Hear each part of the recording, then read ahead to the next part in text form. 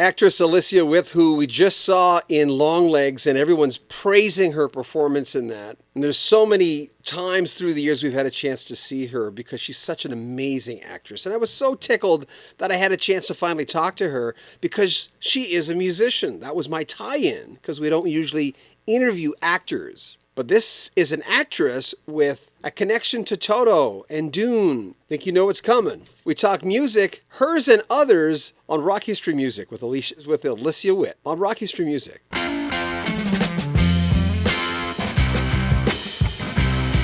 Alicia Witt is multi-talented, known for her work as an actress, singer, and pianist. She was born August 21st, 1975 in Worcester, Massachusetts. Witt first gained recognition as a child prodigy when she was cast by director David Lynch in the film Dune in 1984. She was only 8. Her career blossomed throughout the 1990s and 2000s with notable roles such as Mr. Holland's Opus in 95, where she played a musically gifted high school student, and Urban Legend in 1998. She also appeared in the romantic comedy 2 Weeks' Notice in 2002 alongside Sandra Bullock and Hugh Grant, and in the TV series The Sopranos. From 95 to 98, she played Sybil Shepherd's daughter in Sybil. She recently made headlines in the serial killer movie Longlegs, which featured Nicolas Cage. Witt also appeared in The Walking Dead, Supernatural, Orange is the New Black, Justified, Friday Night Lights. Witt says she also learned a lot on the set of 88 Minutes, where she co-starred with Al Pacino. As well as acting, Alicia Witt has a successful career as a singer-songwriter and piano player. She's released several albums, including Live at Rockwood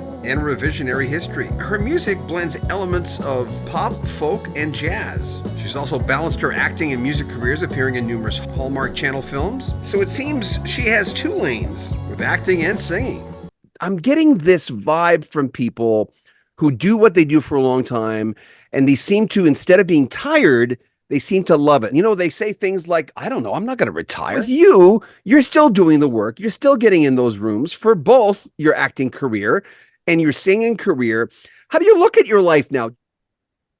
I am in a place of, I feel that I'm squarely in both worlds, and I feel like I belong in both, and that I've done enough work in both that I don't know. I'm very confident in both of them now. I don't feel as though I am more one or the other.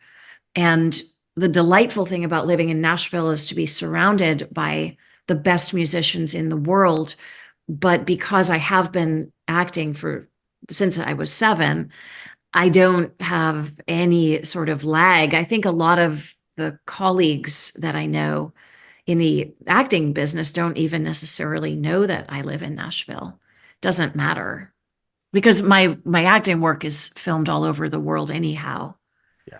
So that's irrelevant. But I'd say if you are in the music business, it's just a constant delight to be surrounded by music being created every single day.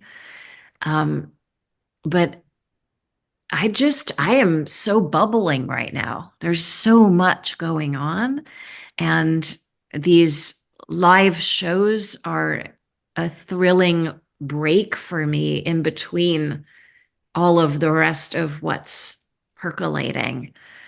These days are so very busy. But when I sit here and I think, oh, in a few weeks, I'm going to be in Toronto, I'm going to be in Detroit, I'll be just getting to sit down and share music for a couple of hours. That sounds like a respite. And it's such a sacred moment for me to get to connect a room full of people with nothing but my songs and however I communicate those songs. I feel like I have the ability, if I do it right, to make everyone in that room feel like they have something in common, even though they may not think they like each other that much out in the real world. They may be at total odds with each other. Yeah. But it's a beautiful privilege to get to play shows for that reason. Witness, gratitude Well, to that. Toto did the soundtrack for Dune, so Yeah. I have a Toto connection, Oh my but I've God, never met yes. any of the members of the band. Of course, you were the, I don't know how they made your eyes that, was it blue? They were very bluish. Yes, all of the actors who were Fremen, who were living on the planet Arrakis, had that blue tint to their eyes. The blue on blue is what they called it. Do you remember most of do you remember the names of the characters? Does that just stay with you? No, that one does because I'm reminded of it constantly, though. Like when I do fan conventions, there's always some photos that come up of Alia and quotes from the movie. Yeah. So Uh, that one I remember, but honestly, there have been so many things I've acted in that I was doing a lot of other things at the time, and you never know when you make a movie or a TV series if it's going to be something people watch years later. And sometimes they become classics, and sometimes they become things that hardly anyone sees. what kind of reaction do you get when people, I mean, because you're not only okay, you're like really good when you're an amazing singer. You play piano like nobody's business, but there must be like shock when people know that and see you for the first time. Thank you. I I don't know what to say to that. I guess because I'm in that place, as you mentioned, where some people do know at this point, which is a blessing, and some people don't.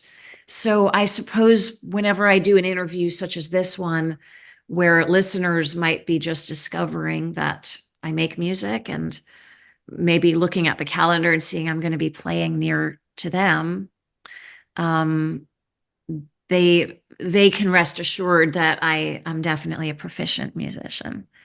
And I'm classically trained. I competed for many years when I was a kid. And for about the time between 7 and 14, I was seriously considering that possibly a career as a concert pianist could be one of my careers. But then I played piano background music for 5 years to support myself, to pay my bills when I moved to LA to be an actor. So music has been a huge part of my life and my livelihood as long as I've been acting. And many of the roles I've played have incorporated my music into that, whether it's singing or playing piano. But creating my own songs, that was the last frontier. That was about 15 years ago. After doing it in the privacy of my living room and sharing it with only a handful of friends, I suddenly had an epiphany that I really needed to do this in public, that it was part of my purpose. And Yeah. it scared me, but it scared me in a way that made me think I must be meant to do it and get to where it doesn't scare me anymore. And then, as if by fate, once I made that choice and I started devoting time every single day to writing, even if it was a song nobody would ever hear, then all these new connections started coming my way, and people started inviting me to get up on stage with them and do a song. And suddenly that part of my life burst into being. So it's a huge part of my life now. Gosh, there are so many. To get to share music with Elton John or Billy Joel, I have just would absolutely love that. I would drop anything for that experience. Yeah. I oddly worked with Elton on an episode of Nashville, but he came and filmed his two scenes in an hour and a half on his way to Roanoke, Virginia, to film to do a show that night. He was so lovely, but there was no time to even speak. I couldn't.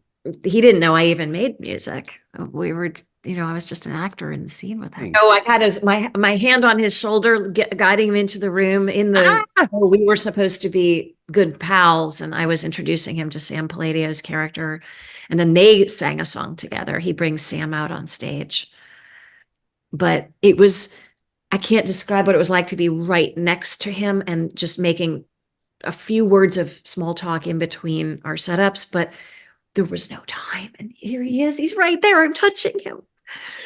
Uh, Yeah. gosh, I want a chance to sit with him and talk music and maybe play music together. Remember, if you want to donate to the channel, there's a PayPal link at the very top of the description of this video and all our videos. Also, join our Patreon. You'll get early access to our videos. And we have a swag store where you can get a lot of different clothing with our logo on it. Subscribe to our channel, share our videos, comment on them, and like them as well. I'm John Bowden. It's Rock History Music.